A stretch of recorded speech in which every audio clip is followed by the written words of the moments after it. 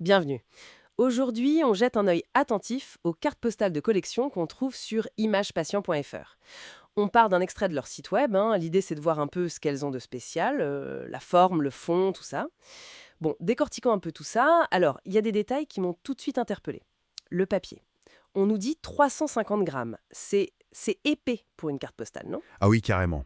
350 grammes carrés, c'est pas courant. Le format, lui, est classique, A6, 105 par 148 mm, mais il y a aussi cette mention imprimée en France. Alors, qu'est-ce que ça nous dit, tout ça mis ensemble? Au-delà de la fiche technique, quoi. Pour moi, c'est assez clair. C'est une volonté de se positionner. Ce grammage élevé, plus la fabrication française, ça place d'emblée ces cartes un cran au-dessus de la carte souvenir lambda qu'on trouve partout. On sent que c'est fait pour durer. Il y a une idée de préciosité presque.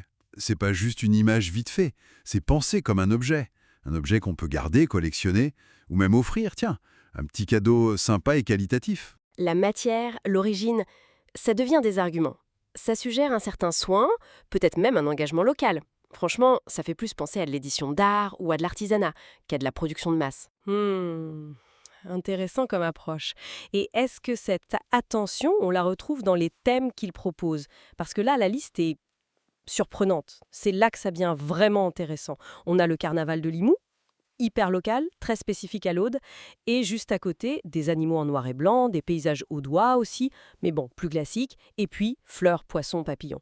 Ce grand écart-là, entre le très local et le très nature, comment on l'interprète? Oui, c'est frappant ce mélange. L'ancrage régional, Limoux, l'Aude, ça, clairement, ça parle à un public précis. Les gens du coin, fiers de leur patrimoine, ou les touristes qui ont un lien affectif avec la région. Le carnaval de Limoux, par exemple, c'est hyper visuel, ça a une identité forte. Mettre ça en avant, c'est s'adresser à une communauté, en quelque sorte. D'accord.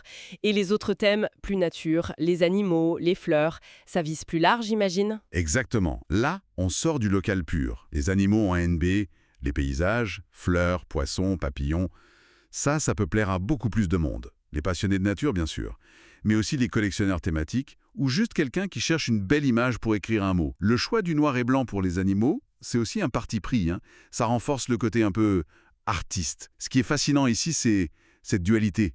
Très ancrée d'un côté, très ouvert de l'autre. Ça pourrait être une stratégie pour une petite structure, histoire de toucher plus de monde. Ou alors, ça reflète simplement les passions du photographe derrière tout ça. On voit même des références hyper précises, genre Tran MTLS 306, Sarcelles d'hiver 1. Ça montre une approche quasi scientifique pour certaines séries, non? Oui, c'est vrai. D'ailleurs, si on regarde le reste des infos sur leur page, on comprend que les cartes postales, c'est juste une facette de leur activité. Ils font aussi des portraits, couvrent des événements, bossent pour des entreprises, des assos, font de la photo scolaire, animalière, et même de la restauration de photos anciennes et des cours de photos. C'est vaste. Alors, comment ces cartes s'insèrent là-dedans? Elles peuvent avoir plusieurs fonctions, j'imagine. D'abord, c'est un produit dérivé assez logique de l'activité photo. Surtout si le photographe aime faire des paysages de l'Aude ou des photos d'animaux, ce qui a l'air d'être le cas. Ça permet de valoriser son travail, ses images. Et puis, ça peut aussi servir de vitrine. Une belle carte postale bien imprimée sur un papier de qualité, c'est une sorte de mini portfolio qu'on peut toucher. Ça montre un savoir-faire. Ça peut donner envie à des clients de faire appel à eux pour autre chose. Un portrait, un reportage. C'est malin.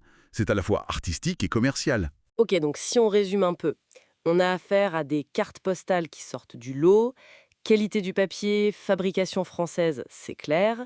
Ensuite, des thèmes assez uniques qui font le pont entre le très local, genre le carnaval de Limoux, et des sujets nature plus universels, parfois avec une touche artistique comme le noir et blanc. Et tout ça, ça vient d'une structure ou d'un photographe qui a une activité image beaucoup plus large. Alors, qu'est-ce que tout cela signifie?